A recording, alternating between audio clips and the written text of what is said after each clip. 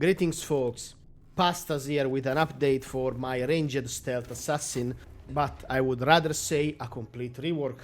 This build really slaps, it hits giga hard. It makes you feel like Caesar at the apex of his power, where he once said Veni, Vidi, Vici, which is translated to I came, I saw, and then I came again. But Pasta, don't be ridiculous, this is not Oblivion. Stealth Archer sucks, where is my 100% Chameleont broken build? For sure, you need to go in melee to finish the job. Wrong. Stealth or not, we bring in so much damage, we annihilate everything. But before we start, a word from our sponsor, the Webster Dictionary. The word assassin is composed by the words ass and sin. And nowhere here it says that if you kill something with a bow, you're not an assassin, as long as you dress for the job, and you better bring that sweet drip, homeboy. Now, let's go into the build.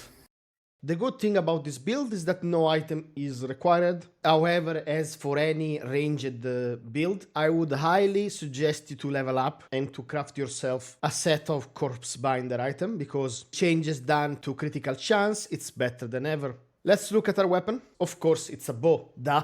It's a stealth archer after all.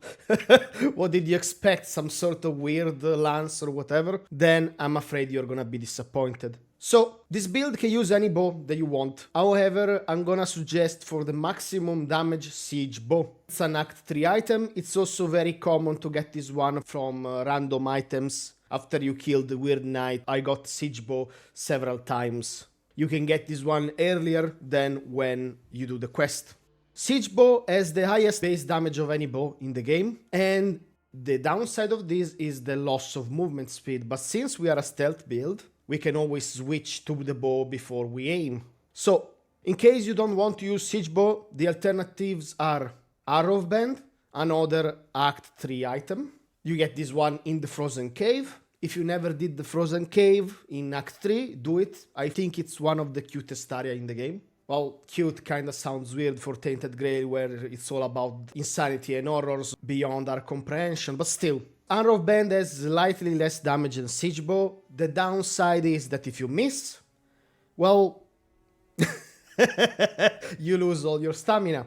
Now, this is not really a problem if you are good at aiming or if you take some perks to prevent the loss of stamina. However, I would not advise to use the ring because it would be a DPS loss. So I'm not even gonna suggest that one, plus it's an Act 3 item as well. You can use Assassin, which is a compromise, still has a good flat damage. You can use Draven, which by the way, you should use Draven anyway. In Act 2, it's super easy to get this one. It's the best leveling bow that you can use if you're not playing with damage over time. Draven damage is also absolutely respectable, and it will free a lot of points, so you will not miss out on your crit. Or if you played the previous version of this build, don't suggest Nightshade anymore, because the flat damage is too low. You will boost insanely your sneak damage, but after doing some testing, I prefer just siege bow, because when we are not in stealth, we can still shred anything that they throw at us, so I like it. For relics on the weapon, physical damage, sneak damage, whatever you want. This build wants to front load all the damage, so we do not play with dots, sadly. For helmet, in New Game Plus, you can get Farsight Hood. I didn't find a copy of Farsight Hood in the base game. If you know where to find it, let me know in the comments, so everyone knows. And no, I'm not joking, I know that I spent so many hours in this damn game, I still cannot find some items. That's incredible. Farsight Hood will give you crit and will give you a lot of critical damage, more with upgrades. The alternatives, however, are, of course, Corpsebinder. Otherwise, you can use Crow for the critical damage. Farsight Hood, you can get this one by killing one of the bounty, but it will only drop the helmet for you in New Game Plus.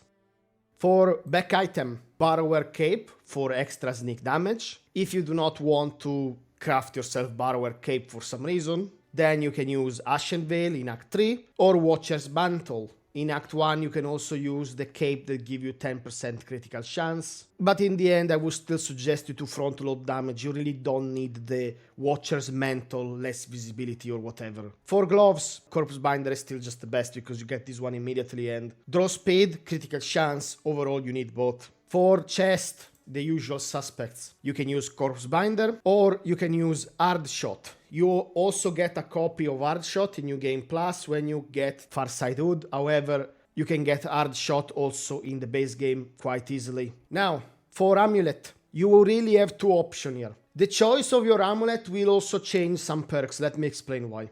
I use Amulet of the Novice Ogre Hunter, a lot of damage, really a lot of damage. If you're full health, otherwise it's useless. Now, if you're taking Life Leech, use Amulet of the Ogre Hunter. If you want to use Carnage, which will increase your damage as long as you don't heal and you kill more stuff, up to 50%, then Amulet of the Fearful Man is a very good option. It will also give you some extra crouch movement speed, so it can combine well with Siege Bow if you want. I didn't feel that much difference, but still. So, the choice is up to you. But Pasta, which one is better? I like Novice Ogre Hunter because I like Life Leech. That's it. For pants, you have a lot of options, and I really mean it. I use Ashen Veil. This one comes very late. So, in case you do not want to use Ashen Veil, you can use Volker's Warborn. You just need to put a couple more points of strength than what I have. That's the good thing about Siege Bow. Since we have a high strength requirement, well, not really that high, just 10, you can use Volker. You can use Crow instead of Volker if you want. That is also an option. You can use Swain. This one will give you some speed, but it's a damage loss. You can use Duel Knight. I don't see the point because Volker is better. You can use Lancelot. I don't see the point because Volker is better. You can use Fledglings if you're low on crit. If you're low on crit on this build, you're doing something wrong because Ranged has the access to the best sources of crit in the game. You can also use Assassin if you want. So you have many options even throughout leveling. For rings, we use Strong Arrow from Act 2 and the tutorial ring in alternative because everything here is customizable. You can use Marksman Treasure. In this case, you free up crit sources. In that case, put more points in dexterity if you want to use a Marksman Treasure. And guess what? If you play New Game Plus, you can even use 2. But you're just trading some damage here and there. There is literally not that much difference, to be honest with you. For boots, again, a lot of options. I used Bloodsoaked boots. You can use Ashwalker. Don't use Ashwalker. Otherwise, you can use Swain. But let's be honest, most likely you're bad at aiming, so forget it. You can use Crow. But to be honest, you already have a lot of crit, so why using Crow? You can use Assassin, which is an inferior version of Bloodsoaked. Or you can even use Gawain if you want to put more points in endurance, and you have them. Let's look at our attributes. As you can see, the build is quite simple. We are dexterity dumping a lot. 10 points of strength, 10 points of endurance, and then 10 points of perception. These are your requirements. Afterwards, put more dexterity. If you want to use Volker's pants or whatever, put some more points in strength. Don't go overboard on strength because strength will not give you ranged damage, okay? So dexterity is your main stats. Afterward, on this build, on this setup, that ranged critical chance needs to be 100. And I mean it, needs to be 100 because this is a one-shot build after all.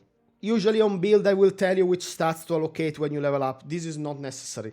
Depending on the bow that you want to use, because on this build you can use any bow that you want, to be honest. The leveling bow is the Sanguine Sting that I used on my Otter Archer build. However, this is a stealth build. Just use a bow with a high flat damage. Satisfy those requirements. If you want to use the Giant's Bow from Act 1, use that one. If you want to use the Thunderous Bow, use that one. And in Act 2, get Draven immediately. After you get Draven, get Marksman Treasure, and then you already are 50% critical chance up. Rest of the gear is a Corpsebinder, your crit is gonna be already almost capped in Act 2. So, you're good. Okay, let's look at our skill tree. I will quickly allocate points. This build has a big advantage. You will have a lot of free points. So if you want to say, oh, I want to play dual wield with daggers and stuff, well, okay, you can do that with the dagger tree. We start in dexterity. 2 points in strong arm of the bowmaster. Marksman maxed. 1 point in proper draw technique. 1 point in eagle eye. 3 points in natural focus. Afterward, we go in strength. Wait, why are we going strength? So, as of this patch, perks work on bow, even though bow doesn't count as a two-handed weapon. 1 point in brutish fighter. 3 points in mighty blow. This way we access to stagger. If you're watching this in the future and I didn't get 1k subs, I'm gonna be very sad, but regardless of that, If they fix this one and this doesn't work, well, just don't use it. We go in Perception, 3 points in Extra Lucky, 1 point in Critical Cascade, go for the Eyes Maxed, Respite in Cruelty, Critical Aegis. Now, you just take Bloodthirst, 2 points in Deep Wounds, Respite in Cruelty, then 3 points in Expedition of Affliction. Now, finally we go in Stealth. You can go in Stealth earlier if you want, but still. 1 point in Silent Hunter. This is a ranged build. Please try to not walk behind the enemy and try to put an arrow where the sun doesn't shine. Just, they will spot you. 1 point in Silent Hunter, 2 points in Assassin Doctrine, 3 points in War Among Ship, and then 1 point in Ambusher Impact. If you want to play with daggers proficiency because you will not have a lot of melee critical chance, especially on this setup. Close to the Predator is necessary as well if you want to stagger from that, but regardless, you need to rush Deadly Luck for the backstab damage. Afterward, you would get 1 point in Serpent Swiftness and Predator Fang. As soon as you lock Red Death, put 3 points in Plague Warden, then you go back in Dexterity. Max Lucky Shot when you start to use expensive arrows, otherwise, if you want to take Lucky Shot earlier because you are like, oh my god, no, my precious arrow, I don't want to farm mobs, just go get Lucky Shot. Strong back, rack them up, deadly aim. Even if you're bad at aiming, doesn't matter. Sometimes you will get lucky. In fact, I will make it extra easy for you. How about 2 points in Cheater Trick Shot? But wait, Pasta, that's just 10%. It doesn't matter. 10% is still better than 0. 1 point in Piercing Volley. We are not really putting points in Impelling Shot, come on, man. Then we go in Endurance. 1 point in Frequent Exercise. 1 point in Gaining Momentum. Exploit Weakness so we get our stamina back. Now, if you're using the second bow that I suggested, the Harrowbend, I think it's Arrow something. I'm bad with names, I thought by now you realize it. But I did show that weapon, I am 100% sure of that. Back into the fray to recover from overextension. Don't bother with Atoning Suffering. Now, if you want another layer of defensive abilities, you can put 1 point in Agility, 1 point in Fast Reflexes, 1 point in Temporal Sleep. Pretty much it works like this. In combat you run and you slide, however this is a stealth build, you should not need this one, but you could even chain this one with the zoom from your bow. Then we're gonna go in Practicality, Born in Armor, just this. If you want, since we have extra points, you could go with Mercantile, Reusable, and then Crafty for when you make yourself arrow. And finally we're gonna dump points in Red Death.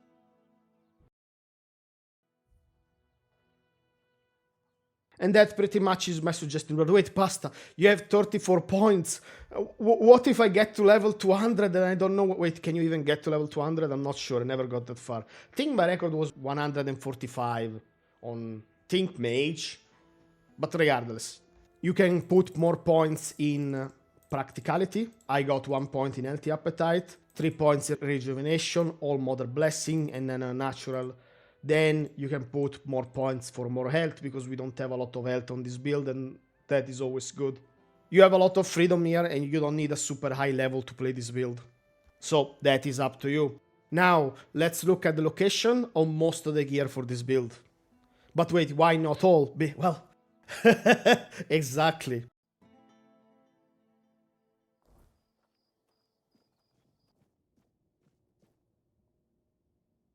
What? Did is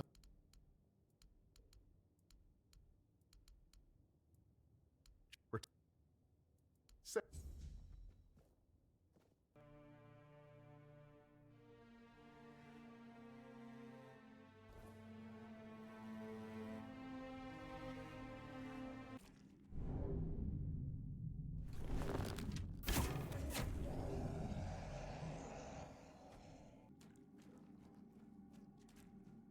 I s- yes.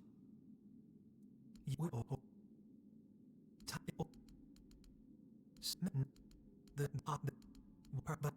but the when take so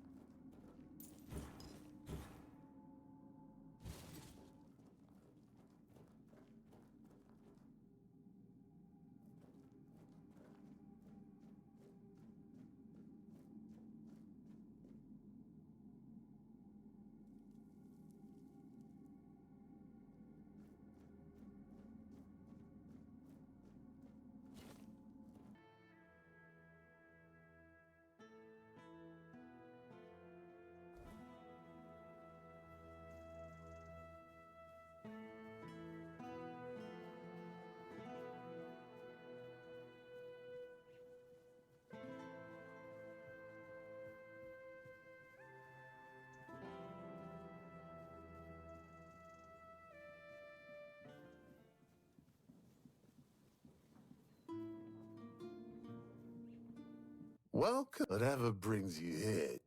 The weirdness. Well, you know, here. My old bow served me well for 30 years. Not like she used to me now with these shaky hands. My Mike, the weirdness. Good. I'm right.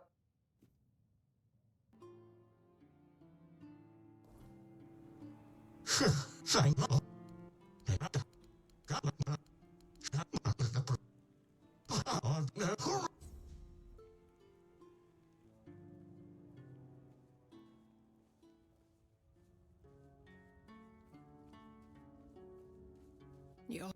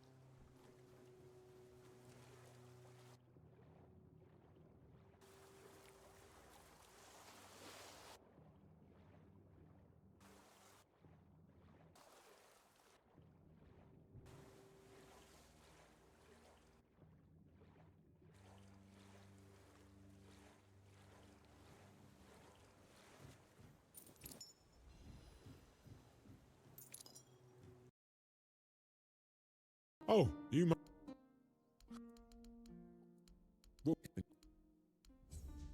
Thank you.